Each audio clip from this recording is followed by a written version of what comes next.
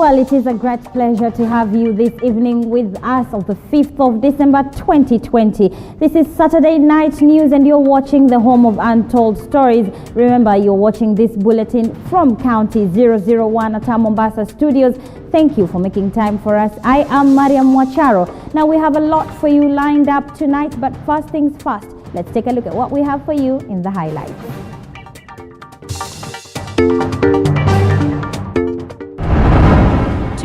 Deputy President William Ruto clashes with BBI proponents at the funeral of MP Justus Murunga, who succumbed to COVID-19. Also tonight, uncertainty looms as the healthcare workers' strike deadline enters the last 24 hours with no respite in sight. And hoteliers decry projected losses in this festive season due to COVID-19 protocols prohibiting celebrations.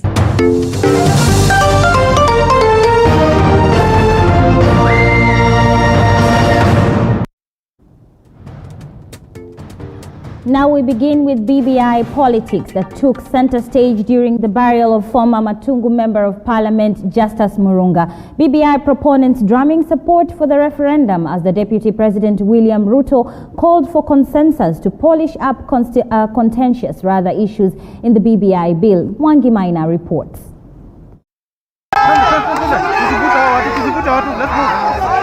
For the uptime the time, the Deputy President William Ruto has called on building consensus to iron out contentious issues around the BBI report.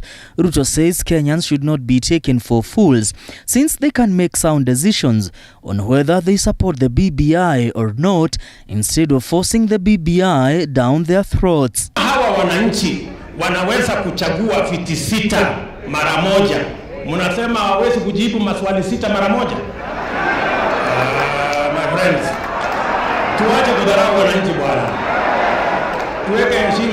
Ruto says there is still time to build consensus instead of heading for a referendum. Among the issues he has been opposed to is a nomination of women to parliament, which he says Kenyans should be allowed to exercise their democratic right to vote women representatives to parliament instead of political parties nominating their cronies. Unakuja kuambia hawa tumesema yes ama tumesema no. Huyu hajasoma, ajui unasema yes nini, ajui unasema no nini. Kama unasema tumesema no.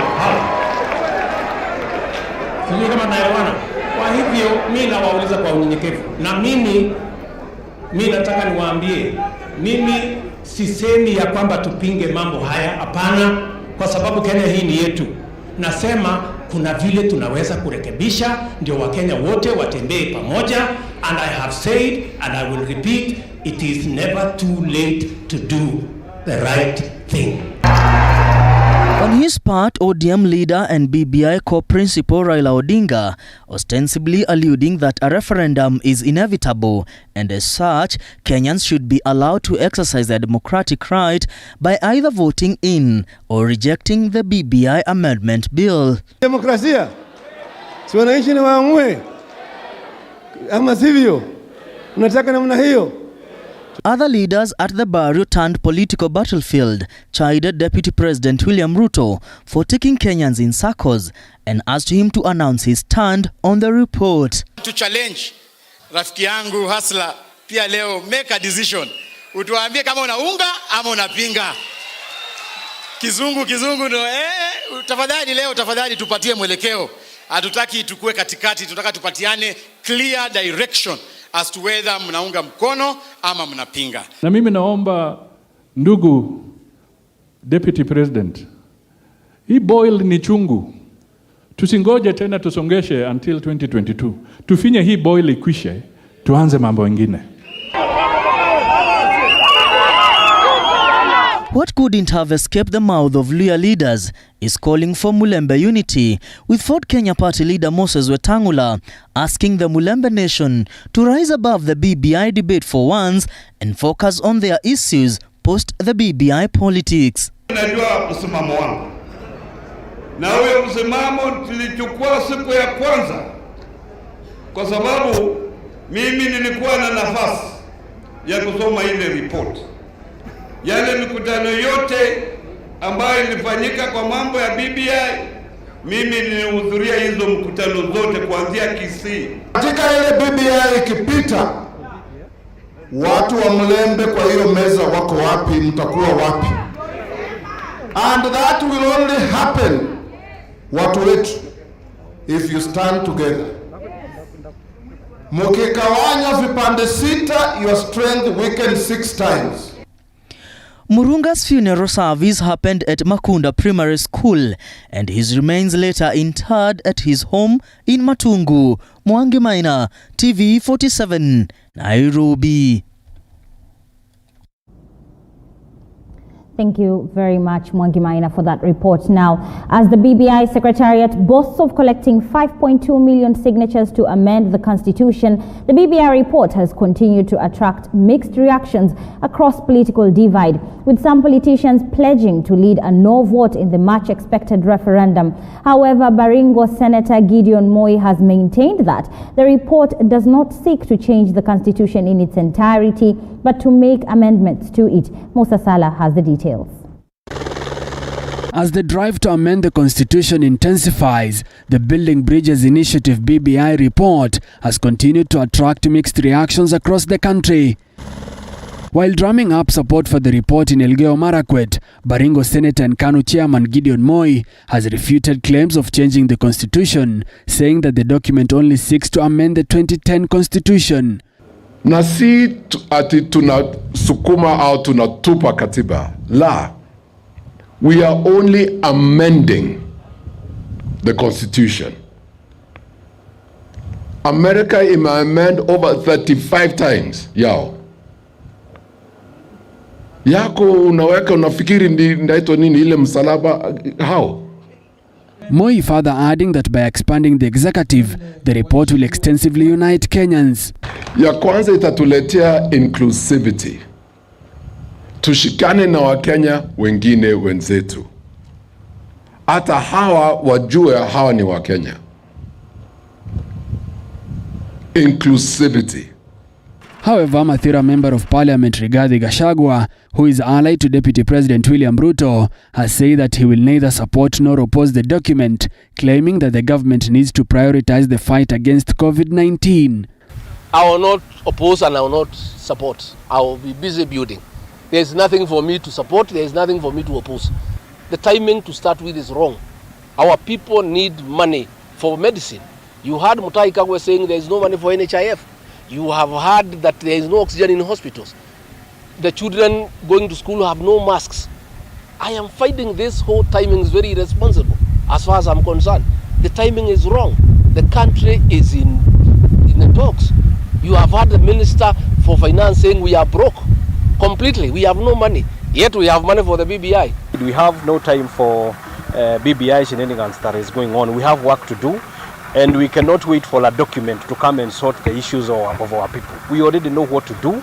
If we have resources, we are doing it practically, rather than waiting for a document to come and sort the issues of our people. Citing the push and pull between the national and county governments in the disbursement of the current 15% revenues to counties, Gachagua said that increasing the funds to 35% in the report does not guarantee its flow to counties. You have heard governors complaining they have not received the money because the country is broke. The treasury has no money. So if the treasury cannot be able to disburse 15% to the counties, how will it disburse 35%? I think this whole thing is just a game.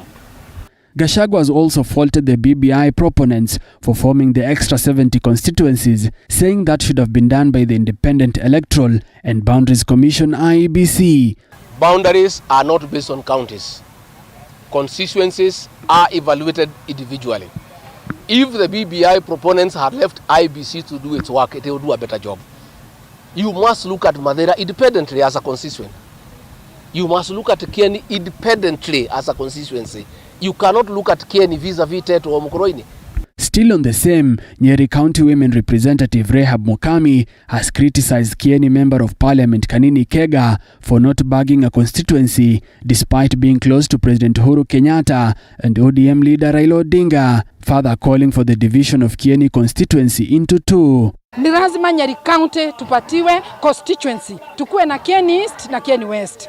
Kwa sababu Tukikosa kufanya hivyo, hatutaweza kuhudumia watu wetu vile inaweza kuhudumiwa. Hii sio wakati wa kukuja maneno ya BBI tutumie 14 billion ati ndio tuweze kupitisha BBI. BBI twende 2022 kwa sababu watoto wanarudi shule January. Already tumeambiwa school fees inaongezewa. Wazazi hawajakuwa na makazi. The BBI Secretariat has boasted of collecting more than 5 million signatures, which will be presented to the IEBC for verification before the Constitution Amendment Bill 2020 is presented to the county assemblies for debate. Musa Salah, TV47. On other news, a chief in Teso South is in trouble after he allegedly killed his brother over a family feud. It's said that the chief hit his young brother, who later died while receiving treatment at Kocholia Hospital. Wanji Sostin has more.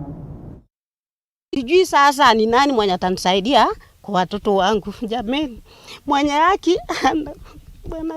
According to Ernest Etiang's family, the deceased was hit by his elder brother George Kemer over a family dispute. Etiang later died while receiving treatment at Kocholia Hospital after 2 days. Vile sasa chief alisikia bwana yangu kama anaongea kwa mama, akaamuka tu kwake na rungu. Akaamuka tu kuenda huko kwa mama. Kusutua huyu tu kuchapa na rungu huko kwa mgongo. Huyu kupinduka hivi amechapa tena mkono. Kufika pale nilipata huyu baba anaumia sana. Amanguka chini, huyu chief anamkanyaga. Sasa nilipofika pale huyu chief ananiambia ni nani? Akasema mimi ni Isaac. Nataka nini hapa? Nasema sasa ni maisha gani tunaishi? Mbona unaua mwingine? Area residents says that the chief had formed a habit of beating up his brother besides mistreating the villagers. The chief was rescued by police after irate residents accosted him and started beating him up. Chief anatumia mamlaka yake because anajua ya kwamba anapotenda jambo hakuna mali utaenda. Ukienda mahali pale utapata sera zake zimeshafanya kazi mahali pale.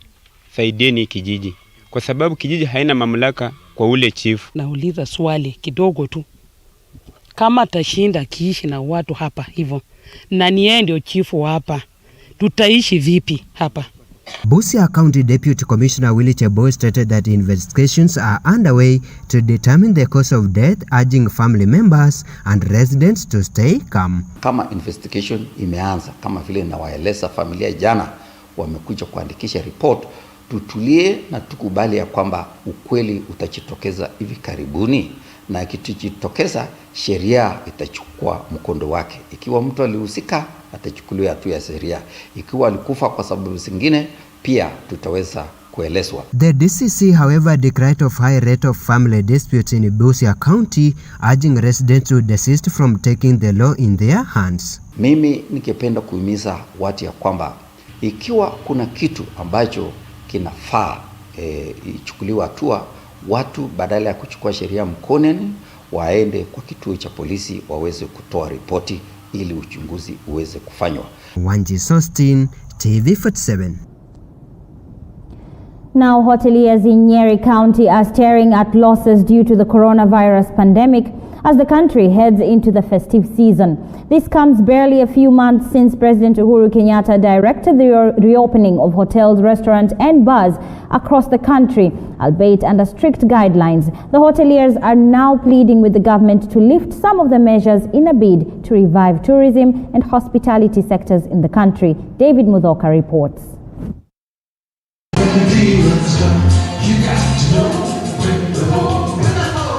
With the jingle bells fast approaching, on the other hand, warning bells of a looming crisis seem to be echoing among tourism and hospitality sectors in Nyeri County. Ahead of the Christmas festive season that has consistently brought good tidings of profit to the two sectors, operators and owners might end up making significant losses for the first time in as many seasons due to the coronavirus pandemic. In a stakeout at some of the restaurants in the county, stakeholders revealed how they have been struggling to revive their businesses barely months since President Uhuru Kenyatta reopened bars, hotels and restaurants in the country after a stint of closure meant to curb the rapid spread of the COVID-19 disease. We are seeing a very big difference in terms of bookings, whereby by this time of last year, we were having 75 of our bookings, but by now, we are having 15%. They now want the government to revisit some of the COVID-19 regulations touching on the tourism and hospitality sectors, citing looming losses in millions if the government does not sway some of the regulations into their favor. Last year we were not very particular about numbers, but this year we are very particular about numbers. We are looking at not being able to accommodate more than 300 people. Maybe this will amount to a loss of... It will be a loss of a lot, like 60% of our revenue, what we have expected. We are seeing also last year and this year are different because the times of curfew time, it is really affecting us so much. Whereby people are coming from work at around 5, they can't come here to enjoy until 9. Actually, they see instead of coming here, they go back home.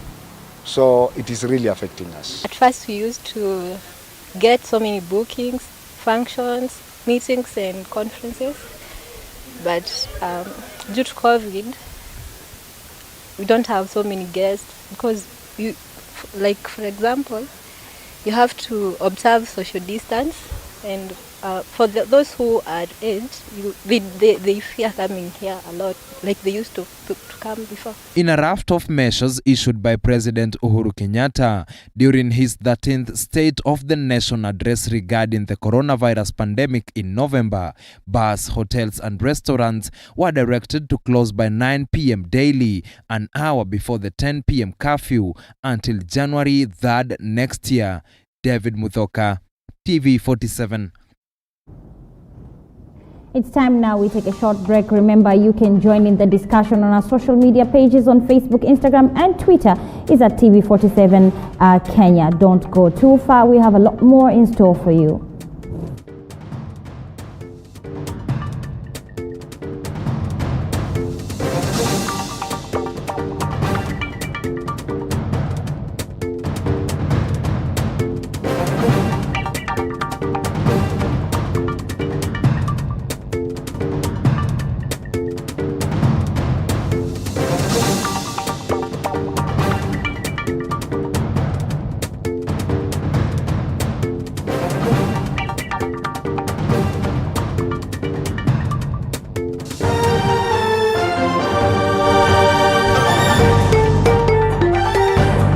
Wajuao walisema kwamba jina jema hung'aa hata gizani.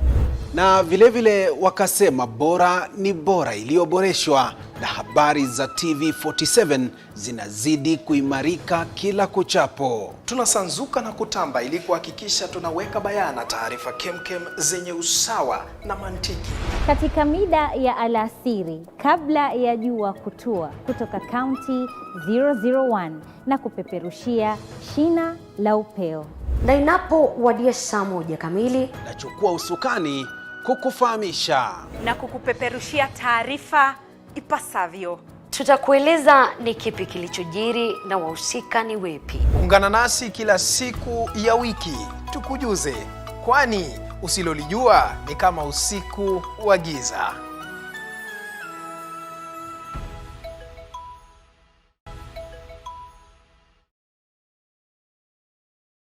If we had not gone into PPEs right now, we wouldn't be having this opportunity to tell the story of how equity helped the local sector. There's a lot more that we can do locally. Let's explore and let's see what we can do. Equity, bega kwa bega. Wajuao walisema kwamba jina jema hung'aa hata gizani. Na vilevile wakasema bora ni bora iliyoboreshwa, na habari za TV47 zinazidi kuimarika kila kuchapo. Tunasanzuka na kutamba ili kuhakikisha tunaweka bayana taarifa kemkem zenye usawa na mantiki. Katika mida ya alasiri kabla ya jua kutua, kutoka kaunti 001 na kupeperushia shina la upeo. Na inapowadia saa 1 kamili, nachukua usukani kukufahamisha na kukupeperushia taarifa ipasavyo. Tutakueleza ni kipi kilichojiri na wahusika ni wepi. Ungana nasi kila siku ya wiki tukujuze, kwani usilolijua ni kama usiku wa giza.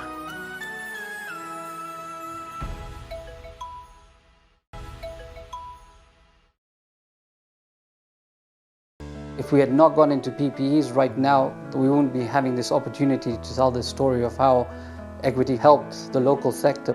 There's a lot more that we can do locally. Let's explore and let's see what we can do. Equity, bega kwa bega. Wajuao walisema kwamba jina jema hung'aa hata gizani. Na vilevile wakasema bora ni bora iliyoboreshwa, na habari za TV47 zinazidi kuimarika kila kuchapo. Tunasanzuka na kutamba ili kuhakikisha tunaweka bayana taarifa kemkem zenye usawa na mantiki. Katika mida ya alasiri kabla ya jua kutua, kutoka kaunti 001 na kupeperushia shina la upeo. Na inapowadia saa 1 kamili, nachukua usukani kukufahamisha na kukupeperushia taarifa ipasavyo. Tutakueleza ni kipi kilichojiri na wahusika ni wepi. Ungana nasi kila siku ya wiki tukujuze, kwani usilolijua ni kama usiku wa giza.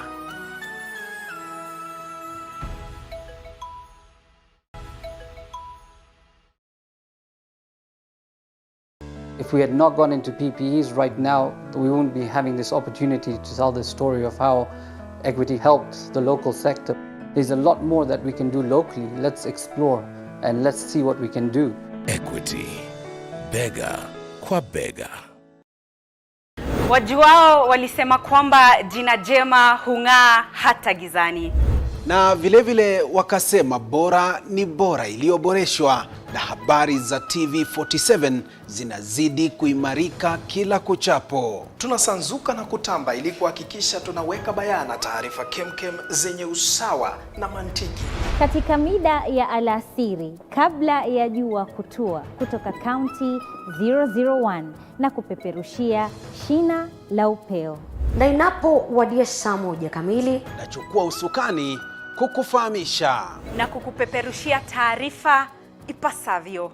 Tutakueleza ni kipi kilichojiri na wahusika ni wepi. Ungana nasi kila siku ya wiki tukujuze, kwani usilolijua ni kama usiku wa giza.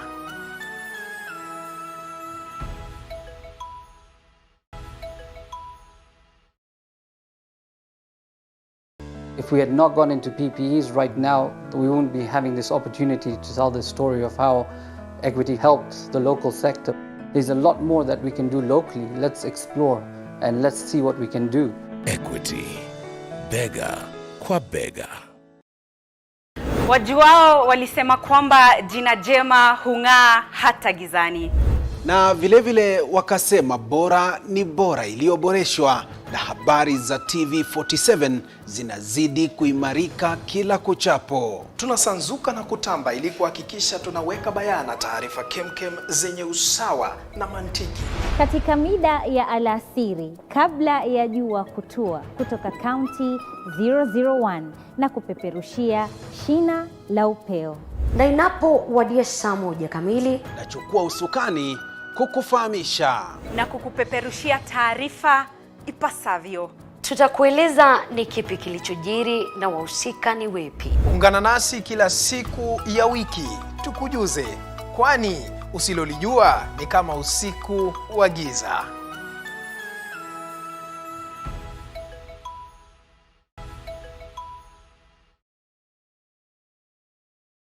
If we had not gone into PPEs right now, we wouldn't be having this opportunity to tell the story of how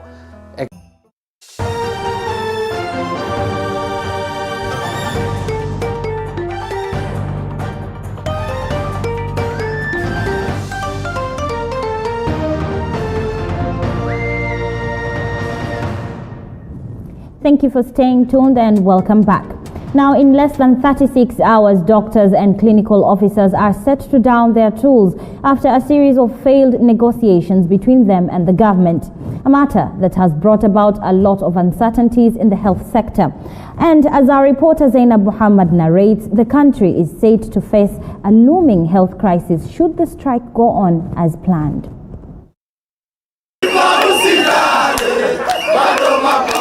The nationwide doctors' strike scheduled for Monday 7th December 2020 hangs in the balance as a scheduled KMPDU media address on the status of the strike failed to take place on Saturday afternoon. The clock ticking for Sunday midnight when doctors are expected to down their tools to protest the disregard of their welfare by the government amid the COVID-19 pandemic. Among other issues doctors want addressed is availability of personal protective equipment for all health workers, provision of a comprehensive medical cover, promotion of health workers, and the provision of risk allowances. Attempts to build consensus and avert the looming strike by the Ministry of Health, Ministry of Labour, the National Treasury, and the Parliamentary and Senate Health Committees have proved futile. The doctors insisting that the government is continuously endangering their lives, and the government, on the other hand, showing little or no concern, whilst asking for more time to give room for negotiations to take place. On Friday, clinical officers accused the government of sleeping on its job, saying they will not continue committing suicide in the line of duty. Whether the planned strike takes place or not is a matter of wait and see. Should it happen, the country is set to face a looming health crisis amid the deadly COVID-19 pandemic. Zainab Mohammed, TV47. Moving on, President Uhuru Kenyatta has called on the churches to work more closely with the government in service delivery to Kenyans. The president graced the consecration service of Reverend Callisto Odede as the presiding bishop of Sitam Church, Nairobi County. Joan Maina reports. President Uhuru Kenyatta speaking in Nairobi Sitam Church during the consecration service of the presiding bishop, Reverend Callisto Odede, reassured the churches of his government support, asking for their support in order to achieve the country's objectives and deliver the needs of Kenyans. But you can always count on my support, on my government's support, as we move together, state and church, to do God's will. Both of us are here serving, and we need each other, and we need to work together. And so by doing so, we are able to achieve our objectives that much more quickly and deliver on the needs of our people. Uhuru Kenyatta thanked the ongoing Bishop Oginde for his service to the church and the country, assuring him of his continued friendship and support, congratulating the incoming Bishop Callisto Odede. It has been a pleasure and an honor to not just work with you, but also the moments that we have had praying together. And I look forward that we shall continue with some of those prayer sessions, even in your retirement. Incoming presiding bishop, Callisto Odede, and your wife, mine is just to say congratulations. We wish you every success as you embark on the challenge that is ahead of you. South African evangelist Frank Chikane challenged the church to take a leading role in helping the world to recover from the ravages of COVID-19. On his part, Bishop Oginde thanked the president and the government for the support accorded to him, saying it was an honor and a privilege to serve his church and the country. Your Excellency, President Uhuru Kenyatta, and your Deputy President William Ruto, you have been great leaders of this nation. And thank you. I've been amazed at the privilege and honor that you have accorded me during my leadership in Sitam. We have developed a very interesting relationship in which you have honored me and given me space to speak into your lives, and you have accorded Sitam great space and time many times. Several political leaders, clergy and worshippers, among them Kiambu Governor Dr. James Nyoro and Nairobi County Women Representative Esther Passaris, attended the service. Joan Maina, TV47. Now, government spokesperson Cyrus Oguna has hailed the Dongokundu Bypass as a prime one for the coastal region. Flanked by Coast Regional Coordinator John Elungata, the government spokesperson visited the 4-year project that was started in March this year. A mega project indeed. Once completed, the Dongokundu Bypass will ease congestion at the Likoni ferry crossing, as people crossing between Kwale and Mombasa will have a road alternative to the sea channel. Awamu ya kwanza ikiwa ni Miritini Kipevu ambayo ishamalizika na kwa gharama ya shilingi bilioni 11 pesa taslim. Kwa hivyo unaona kwamba serikali inachapa kazi kwa kuwekeza kwa miradi ambazo zinasaidia mwananchi wa kawaida kwa maisha yake kuboreshwa. Kuna pia Mwache Sunza ambao ni iko katika hali ya 14% kwa kumalizika, na kwa pesa iliyotumika ama itakayotumika ni bilioni 24 kwa ujumla. Kuna pia Muteza Kabundani ambao pia itakuwa upande ule wa mainland, itakuwa iko katika hali ya 60% na itakuwa inagharimu serikali shilingi bilioni 6. Speaking after inspecting the construction works, government spokesman Colonel Cyrus Oguna underscored the importance of the Dongokundu Bypass project, saying it will open up communication pathways for the locals and ease movement of goods and services for the business community. Daraja na barabara zinasaidia kuweza kufanya kule kufikia kwa special economic zone iwe rahisi.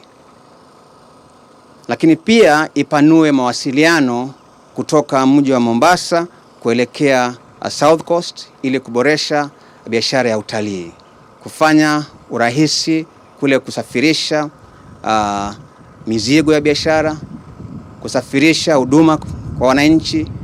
Kwa hivyo ni miradi ya kuweza kupanua mji huu Mombasa pamoja na miji ya kando kando kwa lengo la kuinua hali ya maisha ya mwananchi wa kawaida. Colonel Oguna also urged Kenyans to support the BBI report in hope for better days post the amendment review process. Kwa hivyo iwapo mambo haya yote yatarekebishwa ama yataboreshwa na ripoti hii ya BBI, basi hatuna budi kuiunga mkono, kwa sababu hakuna yule ambaye hapendi amani. On his part, Coast Regional Coordinator John Elungata called on Kenyans, especially those who have traveled from out of the coastal region for the December-January festivities, to heed the government's directive of protection against the coronavirus, which government spokesperson Cyrus Oguna had been victim of. Corona ipo, na unapokuja hapa, hakikisha kwamba unavaa barakoa, hakikisha kwamba unafuata itikadi yote ambayo serikali imeweka ili kuepukana na kuenea kwa corona.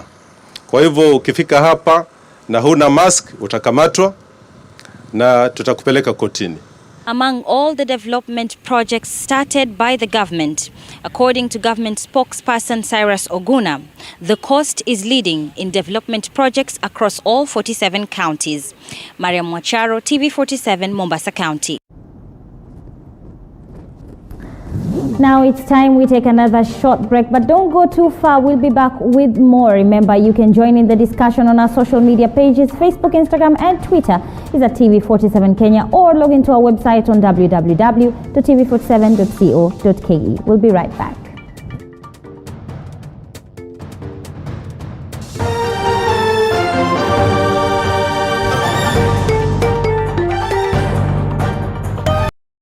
Wajuao walisema kwamba jina jema hung'aa hata gizani. Na vilevile wakasema bora ni bora iliyoboreshwa, na habari za TV47 zinazidi kuimarika kila kuchapo. Tunasanzuka na kutamba ili kuhakikisha tunaweka bayana taarifa kemkem zenye usawa na mantiki. Katika mida ya alasiri, kabla ya jua kutua, kutoka kaunti 001 na kupeperushia shina la upeo. Na inapowadia saa 1 kamili, nachukua usukani kukufahamisha na kukupeperushia taarifa ipasavyo. Tutakueleza ni kipi kilichojiri na wahusika ni wepi. Ungana nasi kila siku ya wiki tukujuze, kwani usilolijua ni kama usiku wa giza.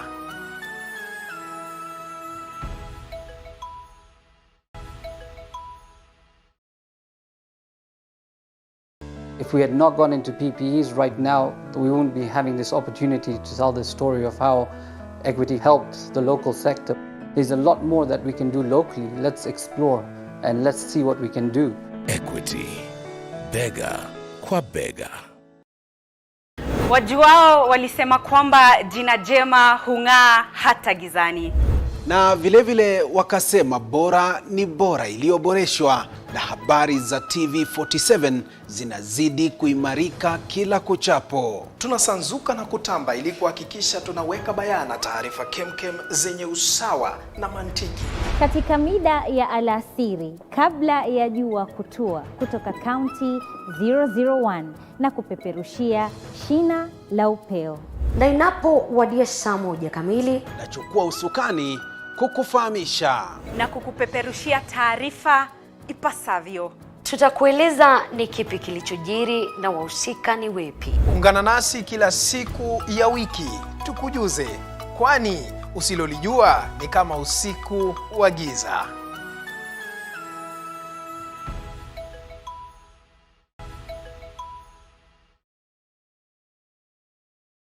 If we had not gone into PPEs right now, we wouldn't be having this opportunity to tell the story of how equity helped the local sector. There's a lot more that we can do locally. Let's explore and let's see what we can do. Equity, bega kwa bega. Wajuao walisema kwamba jina jema hung'aa hata gizani. Na vilevile wakasema bora ni bora iliyoboreshwa, na habari za TV47 zinazidi kuimarika kila kuchapo. Tunasanzuka na kutamba ili kuhakikisha tunaweka bayana taarifa kemkem zenye usawa na mantiki. Katika mida ya alasiri kabla ya jua kutua, kutoka kaunti 001 na kupeperushia shina la upeo. Na inapowadia saa 1 kamili, nachukua usukani kukufahamisha na kukupeperushia taarifa ipasavyo.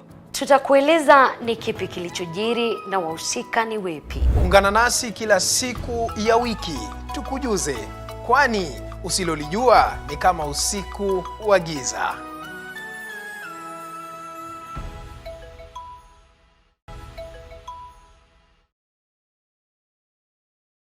If we had not gone into PPEs right now, we wouldn't be having this opportunity to tell the story of how equity helped the local sector.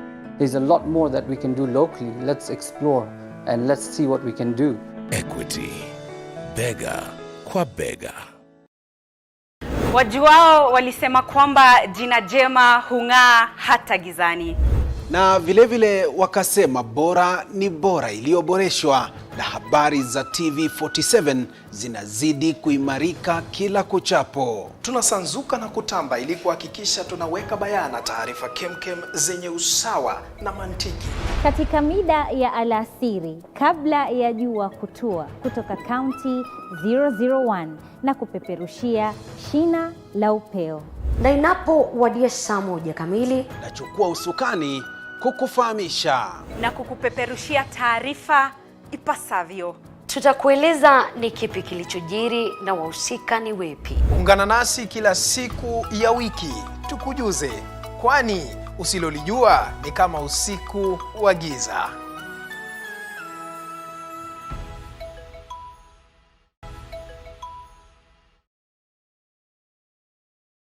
If we had not gone into PPEs right now, we wouldn't be having this opportunity to tell the story of how equity helped the local sector. There's a lot more that we can do locally. Let's explore and let's see what we can do. Equity, bega kwa bega. Wajuao walisema kwamba jina jema hung'aa hata gizani. Na vilevile wakasema bora ni bora iliyoboreshwa, na habari za TV47 zinazidi kuimarika kila kuchapo. Tunasanzuka na kutamba ili kuhakikisha tunaweka bayana taarifa kemkem zenye usawa na mantiki. Katika mida ya alasiri kabla ya jua kutua, kutoka kaunti 001 na kupeperushia shina la upeo. Na inapowadia saa 1 kamili, nachukua usukani kukufahamisha na kukupeperushia taarifa ipasavyo. Tutakueleza ni kipi kilichojiri na wahusika ni wepi. Ungana nasi kila siku ya wiki tukujuze, kwani usilolijua ni kama usiku wa giza.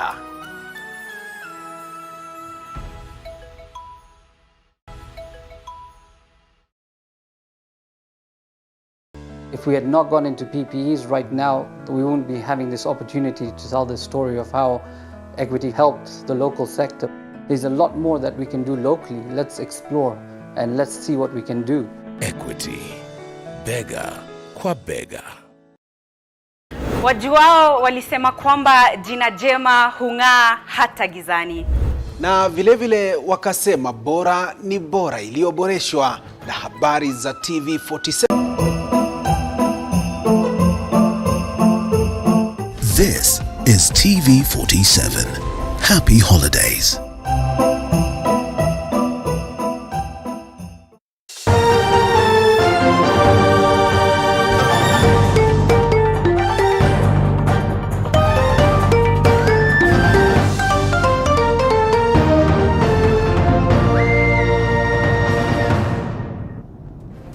Welcome back.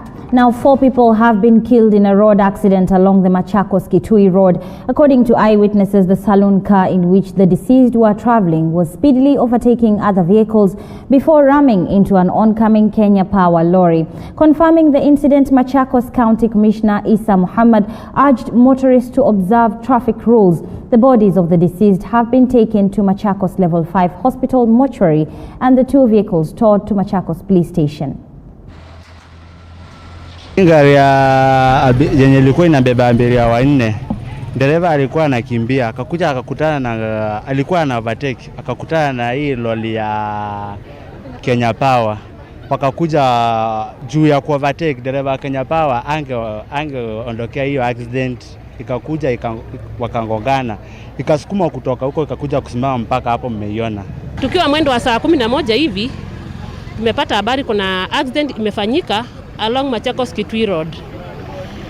Na venye nimejulisha na wananchi nikakimbia kwenda to the area of the incidents, na kusema kweli nimepata personal car imegogana na lori la Kenya Power. I want to appeal to all motorists within this county to drive carefully, to observe the traffic rules. These are small mistakes we can avoid. Because if you see this road is a bend, it's a continuous line, continuous yellow line. One is not supposed to overtake at all. Moving on, the COVID-19 pandemic has had adverse negative impact on the environment. This is according to the National Environment Management Authority. NEMA says improper disposal of one-time use masks and other protective gears may lead to increased number of COVID-19 infections among Kenyans. The Nairobi Metropolitan Services, NMS, AMREF, NEMA and other stakeholders today participated in a joint cleanup of the Korogocho open air market in a bid to promote proper sanitation amid COVID-19.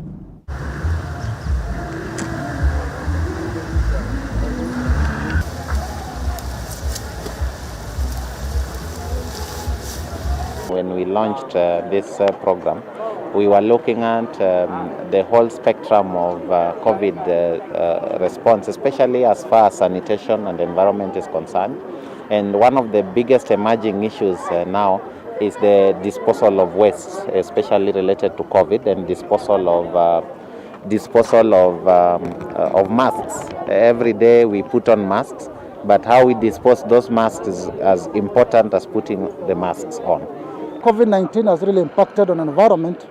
If you look at most of these masks, gloves, the single-use protective materials, unless they are properly disposed, will end up in our environment, and they are likely to be the cause of community infections at the community level. And we've been trying to sensitize the public to ensure that they properly dispose these single-use protective materials, because unless they dispose it properly, then they are likely to end up in the environment, get into our waterways, and really bring new rates of infections in our country. Now, the Msambweni parliamentary by-election is beckoning and candidates in the polls have geared up their campaigns. Candidates have less than 10 days to wrap up their campaigns, and the best candidate to have wooed the electorate will bag the parliamentary seat in the election slated for 15th December 2020. ODM candidate Omar Boga traversed the constituency, calling on voters to turn out in large numbers and vote for him. Boga is riding on the BBI wave by promising voters that as a pro-BBI candidate, he will push for more development in the constituency and the larger Kwale County. Boga's main competitor is independent candidate Faisal Bader. The by-election is being held following the death of former Member of Parliament Suleiman Dori. Serikali inataka kufundisha wavuvi mambo na deep sea fishing. Yaani mambo na kuvua bahari kubwa. Kwa sababu bahari yetu ina uwezo wa kutoa samaki wanaitwa tuna fish au viboma kwa jina lingine tani 300,000 kwa mwaka. Tani 300,000 kwa mwaka. Kwa sababu kuanzia hapa kilomita 200 ndani ya bahari bado ni Kenya. Lakini sisi tunavua tu kilomita 10. Kwa hivyo serikali ina mipango ya kujenga Shimoni Port ili wavuvi wetu wafundishwe. Zile meli mnaona huko juu ziwe hazipeleki samaki Seychelles wala Mauritius, lakini samaki wao wanaletwa Shimoni ili vijana wetu waweze kuandikwa ndani ya meli. Kwa hivyo sasa tuna mipango ya kutrain vijana 1,000 ili wajue kuvua bahari ndani ya bahari, sio hapa karibu. On other news, fear has gripped residents of Kilifi County after millions of the deadly desert locusts that have invaded their farms. Report says that the locusts have affected 5 sub-counties in Kilifi. Joan Maina reports. For residents of 5 sub-counties in Kilifi, including Magarini, Malindi, Ganze, Kaloleni and Kilifi South, the second invasion of desert locusts is a bad reality. This has evoked fear of impending losses to hundreds of farmers as the swarms consume everything in their path. Kufikia sasa tunaendelea bado kuwaona wakija na hatujui tutafanya nini, maana bado wanaendelea kuja, tunatujua hata tufanye nini sisi huku. Maana mimea iko shambani kama hivi wenye mnavyoona hapa na bado wanakula. Kwa hivyo sisi tunaomba msaada wa madawa tuweze kusaidika. Wanyama waondoke, bila hivyo ni janga linakuja. Corona ndio hiyo, nzige nao ndio hao, sisi tutafanya nini? At Doroweni village in Magarini, Christine Jumwa said the locusts invaded her farm on Wednesday evening and by morning they were spread all over, destroying her maize plantation. She said that they were forced to chase them and now they are in fear of their return, pleading with the government to take actions. Jana walikuwa kule msituni juu ya miti. Asubuhi napokuja shambani wakawa wameingia shambani kwangu. Wananiharibia mahindi yangu. Wasiwasi wangu ni kama chakula changu kitamalizika. Walianza na nyasi. Lakini ninahofia wakimaliza hizi nyasi, mahindi yangu wataingilia mahindi yangu na watanitia shidani, hata chakula sitapata. By Friday evening, the locust had been witnessed in over 10 wards and there are reports that they have been seen in many others.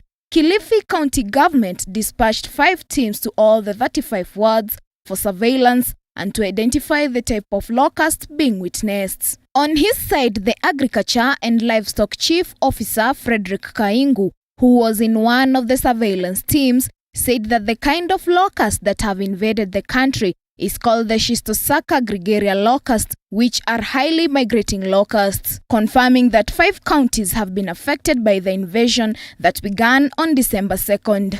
So it is only yesterday that we were informed that there was invasion of the desert locusts. And truly, we have dispatched our 5 teams, which consists of the disaster and emergency, and we also have the Department of Agriculture and also the National Drought Management Authority, which we call the NDMA. So these 5 teams have been dispatched to all the 35 wards so that we can be able to come up with a report. The only way we can be able to clear this is also maybe by using aerial spray, whereby we have 2 methods that we can be able to use. We can be able to use chemical compounds or the standard biopesticides. Renson Kambi, Marafa Ward MCA, said the locust invaded his farm which consist of pineapples and watermelons. Kambi said that he was forced to spend the whole day on his farm chasing them as to prevent them from destroying the crops. Tungeomba ikiwezekana hata serikali ya kitaifa iweze kuingilia hili janga, kwa sababu hawa ni wanyama ambao wakiingia pahali kama msimu huu ambao ni msimu ambao tunasumbuka tayari na hili janga la corona, na kuna wakulima kama sisi ambao tumeingia shambani ambao tunatazamia labda mazao yaweze kutusaidia, lakini kwa saa hii tunapigwa na butaa kwa sababu ya hawa wanyama vile ambao wameingia bila kuangaliwa maarifa haraka.